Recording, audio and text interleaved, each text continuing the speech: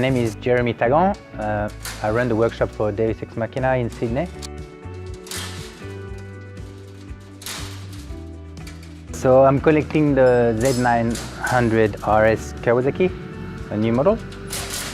And we're gonna take it back to Deus Ex Machina where I work to do a custom build on it.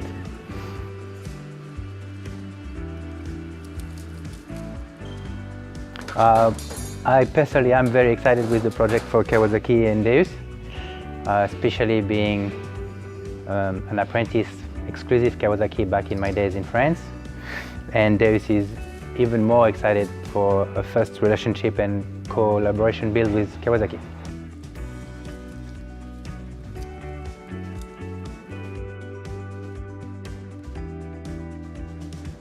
So with the first bike we designed, we were trying to really express something that was popular at the moment on the streets, which is the tracker look and the tracker styles out of many different bikes around at the moment. So we designed with Saxon and Carby something that was very edgy and angular in terms of shape, and we tried to adapt and incorporate them with the beautiful curves and lines of the tank and the new Z900.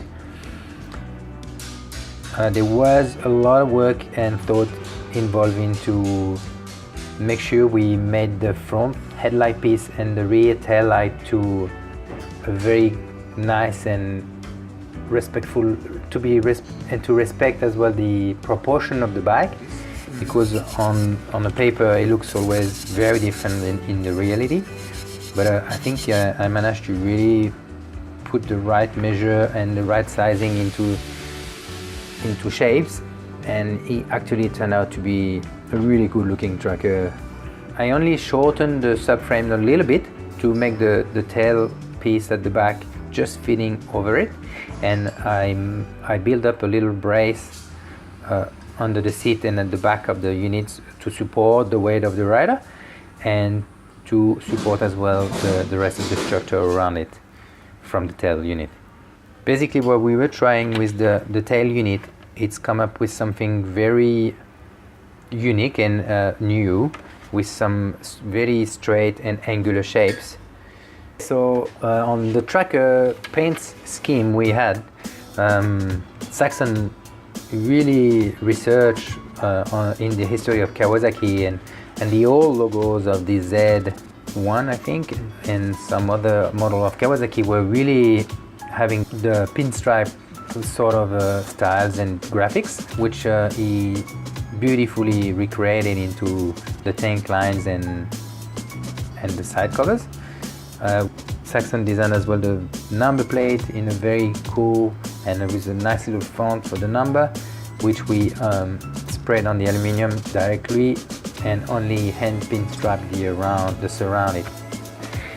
Yeah, so basically the complete exhaust system we got from SC Project was in a very tight collaboration with Stefano Lavazza, the owner of SC Project. The tires on this tracker were a model that I quite like and that I used a couple of times before on some tracker builds, which is made by Metzeler, and the brand is the Karoo 3. Stone tracker, I guess it was inspired from, we found this unreal location to shoot, probably the hardest shoot I ever done on a tracker or any other bike, because it took us about 45 minutes to push this back all the way into this old dead carrier, and the rocks and the salt and slip. It was a bit of a mission. It was quite hectic. The next day I couldn't move my back, my arms. I was dead.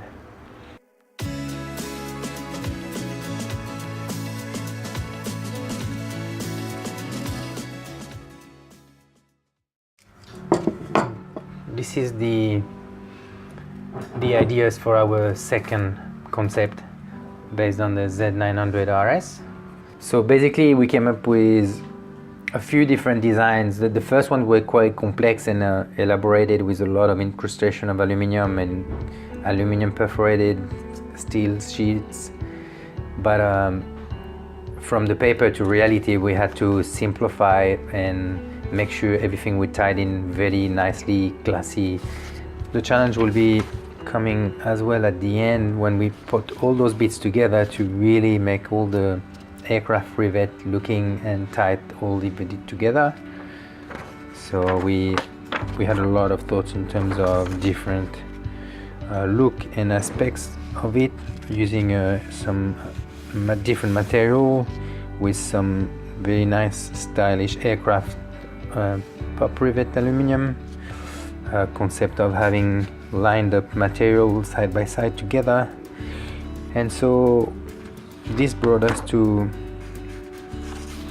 what we call the mustache of the build, which we really wanted to line up with the tank, and we slightly modified the full screen that we are going to shape, that we shaped in aluminum perforated sheet. So you can see on the final photos after the work and the shaping of the aluminum that we reused a lot of the shapes, but we cleaned the lines by adding the aluminum perforated on the screen, on the mustache, on the side of the fairing.